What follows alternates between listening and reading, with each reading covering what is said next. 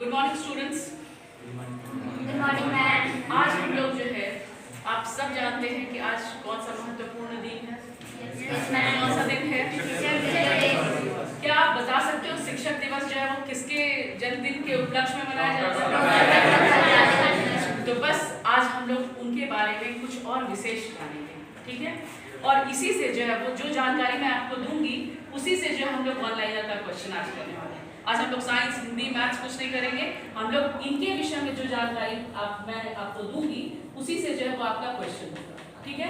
तो आप लोग थोड़ा सा ध्यान से सुनिए और मैं देखना चाहती हूँ कि कितने लोग जो है आप लोग ध्यान से सुनते हो और कितने लोग रिप्लाई करते हो, ठीक है। तो आज हम लोग जो है आज सब लोग इस समारोह को मनाने के लिए जो शिक्षक दिवस का समारोह है हम लोग इकट्ठा हुए हैं यहाँ पे। और ये शिक्षक समारोह जो है वो डॉक्टर सर्वपल्ली राधाकृष्णन जी जो हमारे देश के उपराष्ट्रपति थे और उपराष्ट्रपति रहने के साथ साथ ये एक समाज सेवी, एक शिक्षाविद, ये एक शिक्षा मनोवैज्ञानिक, एक शिक्षक, एक समाज सेवी, एक अच्छे व्यक्तित्व के क्या थे, पुरोधा थे। इनका नाम जो है वो एक बच्चा जानता है। इतना ही नहीं, सिर्फ इनके जन्म दिवस के अवसर पर पूरा भारतवर्ष शिक्षक दिवस मनाता है। अब ये शिक्षक दिवस मनाया क्यों जाता है और किनके जो है वो कहने को मनाया गया, वो वाक्य मैं आपको सुनाना चाहती हूँ। एक बार 1962 में जब वो 1952 में जो उपराष्ट्रपति के पद पे आसीन हो गए थे, सब लोग आप लोग जानते हो कि मैं सबसे पहले यहाँ से स्टार्ट करना चाहूंगी कि इनका जन्म जो है वो 1888 ईस्वी में 5 सितंबर को कहाँ पे, आंध्र प्रदेश के किस गांव में हुआ था? तमिलनाडु में हुआ था और उनके गांव का नाम था सर्वपल्ली। अभी एक और नया चीज, ये जो सर्वपल्ली आप देख रहे हो ये उनका एंसेस्ट्रल नाम नहीं है, ये गांव का नाम है। इससे पता चलना चाहिए आपको कि ये जो है वो सिर्फ जो है वो क्या करते थे, वो सिर्फ अपना महत्व नहीं देते थे। इन्होंने गांव का नाम अपने नाम के साथ क्यों जोड़ा? क्योंकि वो बोलते थे कि हम जिस धरती पे जन्म लिए हैं वहां के लोगों के सानिध्य में पले बड़े हैं, उनका हमारे व्यक्तित्व निर्माण में बहुत बड़ा योगदान था। इसलिए उन्होंने अपने गांव का नाम जो है वो अपने नाम के साथ में जोड़ दिया, ठीक है। और वो क्या कहलाए? डॉक्टर सर्वपल्ली राधाकृष्णन, ठीक है। तो पहले मैं जन्म से ही स्टार्ट कर दे रही हूँ। वो जन्म से ही जो है वो बहुत ही बुद्धिजीवी प्रवृत्ति के थे। इतना ही नहीं, अगर मैं बात करूं कि वो अमीर घर के थे कि गरीब घर के, तो मैं बताऊं कि वो उनका परिवार जो था वो बहुत संपन्न नहीं था। उन्होंने जो है वो बहुत ही तकलीफ में ही जो है वो पढ़ाई पूरी की और बहुत ही सक्षम छात्र भी थे। और छात्र के साथ साथ एक बार जब छात्र की बात आई है तो मैं आपको बता दूं कि एक बार की बात है कि जब वो कॉलेज में पढ़ रहे थे मद्रास प्रेसिडेंसी में, तो वहां पे ईसाई मिशनरियों का बहुत बोलबाला था। अभी ध्यान दीजिए, उनका जन्म 1888 ईस्वी, यानी कि हमारा देश उस वक्त आजाद हुआ था? नहीं हुआ था। 1947 में हमारा देश आजाद हुआ था। यानी कहने का मतलब 1888 ईस्वी में अंग्रेजों का पदार्पण हमारे यहाँ भारत में हो चुका था। कब? 1800।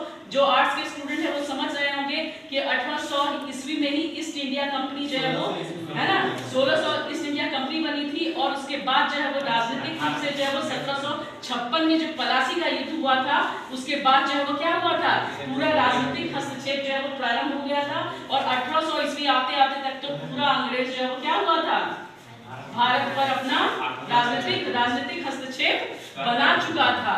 अब देखिए, अब धीरे धीरे जो है वो जो बुद्धिजीवी लोग थे वो लोग क्या करने लगे, उनमें बुलाहट आने लगा कि हमें कुछ करना है अपने देश को आजाद करने के लिए। उसमें जो थे वो सर्वपल्ली राधाकृष्णन जी भी थे। लेकिन जब वो पढ़ रहे थे, मद्रास प्रेसिडेंसी की मैं बात बता रही हूँ, वहां में ईसाई मिशनरियों, मतलब समझ रहे हो, ईसाई मिशनरी मतलब कि जो बाहर से जो मुस्लिम जो लोग आए हुए थे, ईसाई लोग आए हुए थे, वो लोग अपना धर्म प्रचार कर रहे थे।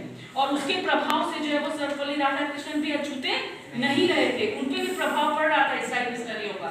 लेकिन उन्होंने फिर सोचा कि क्या वाकई में जो है वो ईसाई मिशनरी ज्यादा अच्छा है या हमारा भारतीय संस्कृति ज्यादा अच्छा है?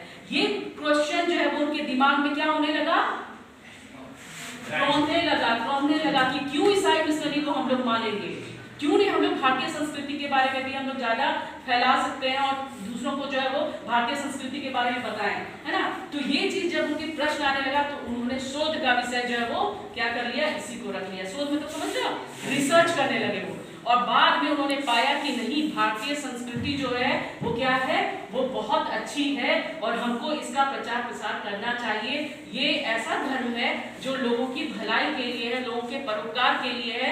तो हमें जो है वो ईसाई मिशनरी के या ईसाइयों के धर्म की जगह पे हमें क्या अपनाना चाहिए, हिंदू धर्म को अपनाना चाहिए। ये चीज उनको छात्र जीवन में ही आ गया था और वो ये चाह रहे थे कि सारे लोग जो है वो क्या करें, सारे लोग जो है वो इसके मतलब जो इसके अंदर जो अच्छी बातें हैं, किसके अंदर, हिंदू धर्म के अंदर, भारतीय संस्कृति के अंदर, भारतीय सभ्यता के अंदर, वो सारी चीज जाने, और इसलिए उन्होंने इसको शोध का विषय बना लिया। ठीक है, उसके बाद वो शोध करने लगे।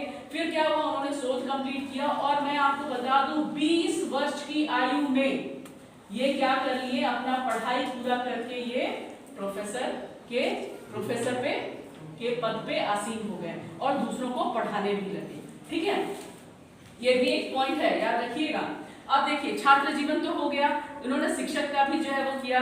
अब देखिए 20 वर्ष ऐड कर लीजिए, कितना हो गया, 1908। अब 1908 का समय सोचिए, 1905 में आपका बंगाल विभाजन, 1905 में बंगाल विभाजन हुआ था, और उसके बाद फिर क्या हुआ आपका, 1905 के बाद बंगाल विभाजन हुआ, फिर 1920 में जब असहयोग आंदोलन स्टार्ट हुआ, फिर आपका 1931 में सविनय अवज्ञा आंदोलन स्टार्ट हुआ, 1942 में आपका क्या हुआ, असहयोग आंदोलन स्टार्ट हुआ, भारत छोड़ो आंदोलन स्टार्ट हुआ, और 1947 में हमारा देश आजाद हो गया। यानी वो जब क्या थे, जब छात्र से जो है वो अपने जीवन में प्रवेश कर रहे थे, जब वो मतलब 35-40 की उम्र में थे, उस वक्त जो है वो हमारा भारत देश आजाद हुआ था। और जब उन्होंने अपने कार्य से जो है वो इतना लोगों को प्रभावित किया कि उनको क्या बनाया गया, भारत का प्रथम उपराष्ट्रपति बनाया गया। ठीक है, कब बनाया गया, 1952 में बनाया गया। 1962 में जो है वो 1962 में उनसे जब पूछा गया कि जो है वो आप अपने उनकी उपलब्धि को देख करके कि आप जो है अपने जन्म दिवस को किस रूप में मनाना चाहते हैं, तब उन्होंने कहा कि मैं अपने जन्म दिवस को क्या बनाना चाहता हूँ, शिक्षक दिवस के रूप में मनाना चाहता हूँ, क्योंकि शिक्षक ही वह व्यक्तित्व है जो क्या करता है, जो भारत का भविष्य जो है वो बना सकता है और गुलाम पड़े हुए इस भारत देश में एक जागृति ला सकता है, लोगों को जागरूक कर सकता है, लोगों को क्या कर सकता है, एकता के सूत्र में बांध सकता है और हमें आजादी दिला सकता है। इसलिए हम जो है वो चाहेंगे, और ये चीज जो है उन्होंने घोषणा की 1962 ईस्वी में कि शिक्षक दिवस के रूप में मेरा जन्म दिवस मनाया जाए, और तब से ही जो है वो हम लोग 5 सितंबर 1962 से जो है वो शिक्षक दिवस के रूप में मनाते चले आ रहे हैं। ठीक है, ये चीज है। अब देखिए कि ये जो है आपको एक और फैक्ट मैं बता दूं, अंतरराष्ट्रीय रूप से जो है शिक्षक दिवस जो है वो 5 अक्टूबर को मनाया जाता है। कब मनाया जाता है, 5 अक्टूबर को मनाया जाता है, लेकिन भारत में शिक्षक दिवस कब मनाया जाता है, 5 सितंबर को। याद रहेगा, ये भी महत्वपूर्ण तथ्य है। अब आ जाइए, अब उनको एक और जो जीके क्वेश्चन आता है वो ये है कि इनको भारत रत्न कब मिला, 1954 में इनकी उपलब्धि को देख करके इन्हें भारत रत्न की उपाधि दी गई। ठीक है, अब एक चीज याद रखिएगा कि इनका जो है वो एक बार की बात है कि ये रामधारी सिंह दिनकर ने जो है वो अपने लेख में लिखा है कि एक बार ये मैक्सिको में, ठीक है, ये मैक्सिको में थे, मतलब विदेश में थे, और वहां पे जो है वो इनसे स्टॉलिन नाम का एक जो है वो नाम सुना होगा अपने इतिहास में, जो लोग आज के स्टूडेंट हैं, है ना, स्टॉलिन, वो कैसा था राजा, वो बहुत क्रूर राजा था। ठीक है, और उसी के देश में जो है वो गए हुए थे, कौन, सर्वपल्ली राधाकृष्णन जी, और वो उससे मिल ही नहीं रहे थे। ठीक है, कौन नहीं मिल रहे थे, स्टॉलिन। ठीक है, एक बार जो है वो उन लोग दोनों का जो है वो सामना हो गया, उन लोग दोनों का क्या हो गया, सामना हो गया, और ये जो है वो क्या किए पता है, ये तुरंत जो है वो उनको बोल दिए कि मैं आपको एक बात बताना चाहता हूँ, भारतवर्ष में भी जो है वो एक राजा था जिसका नाम था अशोक। ठीक है, लेकिन वो भी जो वो बहुत रक्तपात किया था, और उसके बाद जो है वो एक कलिंग के युद्ध में जो है वो उसका क्या हुआ, हृदय परिवर्तन हो गया, और हृदय परिवर्तन होने के बाद वो इतना अच्छा बन गया कि फिर वो सारा चीज त्याग करके वो बौद्ध धर्म के शरण में चले समझा गया, तो आपको भी अब उसके मार्ग पे आ जाना चाहिए। अब देखिए इस वाक्य से आप क्या समझते हो कि वो जो है वो दूसरे का अच्छा करने के लिए वो डरते नहीं थे, वो निर्भीक होकर के जो है वो दूसरों को, मतलब सोचो दूसरे देश में गए हैं और दूसरे देश के राजा को जो है वो क्या कर रहे हैं, वो बता रहे कि आपको ऐसा करना चाहिए। यानी कि वो जो है वो क्या है, मतलब उनके अंदर बोलने की भी क्षमता है, डर भी नहीं है, और बहुत ही पोलाइटली जो है उन्हें समझा दिया कि आपको ऐसा करना चाहिए। ये तो ये एक बात की बात है।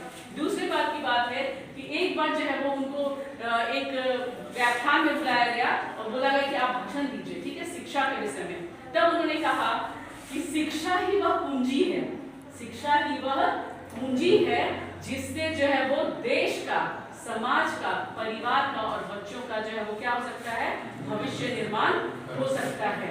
यानी कि अगर धन संपत्ति के बाद अगर कोई चीज महत्वपूर्ण है तो वो क्या है, वो शिक्षा है। क्योंकि शिक्षा जो है वो कभी किसी का कोई चुरा नहीं सकता है, वो हमेशा जो है वो क्या रहता है, वो हमेशा विद्यमान रहता है। और एक जो है वो गरीब व्यक्ति अगर ज्ञानी हो जाएगा तो वो ज्ञान से ही जो है वो पैसा कमा लेगा, उसको और दूसरे धन की आवश्यकता नहीं है। ये शिक्षा के विषय में उन्होंने कहा था। और कहा था शास्त्र और शस्त्र पे उन्होंने क्या कहा था वो मैं आपको बताना चाहूंगी, बहुत ही अच्छी बात है। शस्त्र मतलब समझ रहे हो क्या होता है, शस्त्र अस्त्र, यानी कि जो बहुत सारे देश जो हमारे शस्त्र अस्त्र परमाणु ये सब बना रहे हैं, ठीक है, तो वो क्या कर रहे हैं, वो बना रहे हैं इसलिए कि हम दूसरे देश पे आक्रमण कर ले, ठीक है। तो कहने का मतलब कि जब तक वो उनके पास शस्त्र रहेगा तब तक ही उनका वर्चस्व रहेगा। जहां उससे ज्यादा शस्त्र किसी के पास आया दूसरे राजा का प्रभाव बढ़ जाएगा। लेकिन उन्होंने कहा, इसीलिए उन्होंने कहा कि शस्त्र के जगह पे हमें शास्त्र को अपनाना चाहिए। शास्त्र मतलब शिक्षा, यानी कि हमें अच्छी अच्छी बुक्स पढ़ना चाहिए और उसका ज्ञान जब मेरे मस्तिष्क में रहेगा तो वो जो है वो क्या रहेगा, वो सबसे क्या रहेगा, ऊपर रहेगा, उसको कोई हरा नहीं सकता है। इसीलिए भी कहा गया है कि आप जो है, कहा गया है कि जो अपने लिए जीते हैं, मैं यहाँ पे एक कोटेशन डालना चाहूंगी, देखिएगा, गौर फरमाइए, जो अपने लिए जीते हैं वो लास्ट में मरण को पाते हैं, जो अपने लिए जीते हैं वो मरण को पाते हैं, और जो दूसरों के लिए जीते हैं वो स्मरण पाते हैं। स्मरण मतलब समझा, यादों में रहते हैं। तो ये ऐसे ही व्यक्तित्व थे जो अभी तक हमारे यादों में विद्यमान है, और इन्होंने जो है वो अपना काम किया है, इसलिए जो है ये क्या है, ये हमारी यादों में अभी भी ताजा है। हम लोग आज भी जो है वो इनके जन्म दिवस को मना रहे हैं। जहाँ तक शिक्षक की बात है आपको, तो मैं बता दूं कि किसी का भी जीवन, चाहे आपका हो, चाहे हमारा हो, चाहे अन्य किसी का हो, चाहे वो गरीब हो, चाहे अमीर हो, चाहे वो अनपढ़ हो, सबके जीवन में एक न एक शिक्षक है। बस शिक्षक का रूप क्या है, अभी शिक्षक जब मैं वर्ड डाल दी हूँ तो आप एक चीज समझ लीजिए, शिक्षक का मतलब होता है, अब तोड़िएगा जरा, शिक्षक को अगर आप तोड़ेंगे तो देखिए ये होता है यहाँ पे शिखर पर पहुंचाने वाला, ठीक है, पहुंचाने वाले। और छ से बोलिए क्षमा करने वाले, वेरी गुड। क से बोलिए क्रोध को त्याग करने वाले या कमजोरी दूर करने वाले, ठीक है। तो ये चीज जो है, जो आपको सिखा दे, तीन चीज, वो सब शिक्षक है, ठीक है। आपके शिक्षक हम हैं, लेकिन हमारे भी शिक्षक दूसरे हैं जो हमें यहाँ पे पहुंचाए हैं, और जिनके मार्गदर्शन को पाकर हम लोग यहाँ पे खड़े हुए हैं, और मैं आपका मार्गदर्शन कर रही हूँ। वो क्या है, वो हम अपने शिक्षक का ही कोटि कोटि धन्यवाद करते हैं, जो मैं यहाँ पे खड़ी हूँ और मैं आपका मार्गदर्शन कर रही हूँ। और हो सकता है आप बड़े होकर के आप भी खड़े हो और आप दूसरे का मार्गदर्शन करें, नो डाउट। आप शिक्षक, भले आप शिक्षक नहीं होंगे, लेकिन बड़े होकर के जब आपके संतान होगी तो भी तो आप उसका मार्गदर्शन करेंगे। तो शिक्षक सिर्फ मार्गदर्शन नहीं करता है, इसीलिए बोला जाता है कि माता, पिता और शिक्षक तीनों जो है वो क्या होते हैं, शिक्षक स्वरूप होते हैं, और वो हमें मार्ग पे प्रशस्त करते हैं।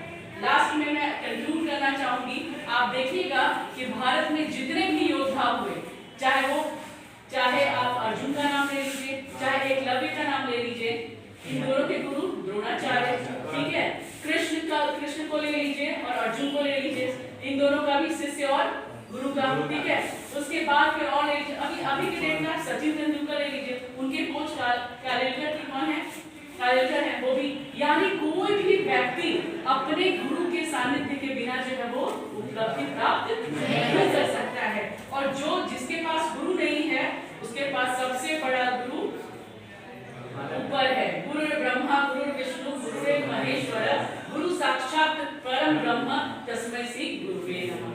इसीलिए किसी का जीवन जो है वो बिना गुरु का नहीं है, ये चाहे आप पढ़ने वाले हो वो भी, जो नहीं पढ़ने वाले हो। इसलिए आज इस शिक्षक दिवस के उपलक्ष्य में मैं सर्वपल्ली राधाकृष्णन जी को याद करते हुए एकदम कोटि कोटि नमन करना चाहूंगी। और मैं चाहूंगी कि एक दो बच्चे जो है वो इनके विषय में कुछ लाइन बोले, लेकिन 2-4 क्वेश्चन मैं पूछना चाहूंगी कि इनका जन्म जो है वो कब हुआ था? Very good. इनकी मृत्यु कब हुई थी? 1875 में हुई थी, 1975 में हुई थी। इनको भारत रत्न कब मिला था? 1954 में मिला था। ये उपराष्ट्रपति के पद पर कब हुए थे? 1952 में हुए थे। इन्होंने जब वो कब बोला कि शिक्षक दिवस जो है वो 5 सितंबर को शिक्षक दिवस के रूप में हमें मनाना चाहिए, कब बोला? यस, सन 1962 ईस्वी में बोला। अब इनसे जुड़ी हुई कुछ तथ्य जो है वो मैं आप लोगों से, अच्छा ये किसको जो है वो ये राय दिए थे कि आपको अशोक के जैसा जो है वो स्टालिन को दिए थे। Very good. एक बार जो है वो इन्होंने शिक्षा को क्या कहा था, क्या चीज की पूंजी कहा था? सफलता की पूंजी कहा था, ठीक है। अब आप लोगों में से अगर कोई बोलना चाहते हैं तो आप बोलेंगे और कौन कंक्लूड करेंगे? कोई बोलना चाहते हैं इन सर्वपल्ली राधाकृष्णन जी के बारे में तो आप डॉक्टर सर्वपल्ली राधाकृष्णन जी का जन्म 5 सितंबर 1888 ईस्वी के तमिलनाडु के तिरुवनंतपुरम में हुआ था। यह 1962 में भारत उपराष्ट्रपति के नाम से जाने गए और इन्होंने एक ऐसी कृति का निर्माण किया जो आज तक हम इनके उपलक्ष्य में शिक्षक दिवस के समारोह में मना रहे हैं। यह 1954 में इनको शिक्षक का दर्जा दिया गया था और शिक्षक दिवस के उपलक्ष्य में इनकी बहुत सारी साहित्य और भारत के इतिहासों में बहुत से योगदान दिए गए हैं। यह एक देश के महान व्यक्तित्व के नाम से जाने जाते हैं। यह कई मतलब ऐसे व्यक्तियों को, राजाओं को ऐसी निष्ठा और शिक्षा का पूंजी सफलता पाने के लिए ऐसे बताए गए हैं जो इनके शिक्षा की एक ऐसी पूंजी को अपनाकर जो अच्छे व्यक्ति इनकी महानता को गुणगान करते हैं। और डॉक्टर सर्वपल्ली राधाकृष्णन का मृत्यु 1975 ईस्वी में हो गई। डॉक्टर सर्वपल्ली राधाकृष्णन का जन्म 5 सितंबर 1888 ईस्वी में हुआ था।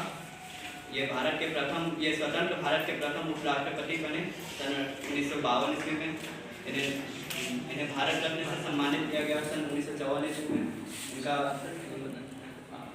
भारत के द्वितीय राष्ट्रपति बने 1962 ईस्वी में।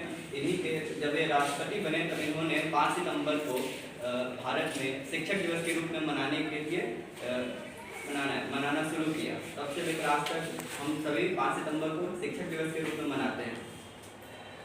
17 अप्रैल 1975 में डॉक्टर सर्वपल्ली राधाकृष्णन जी का देहांत हो गया।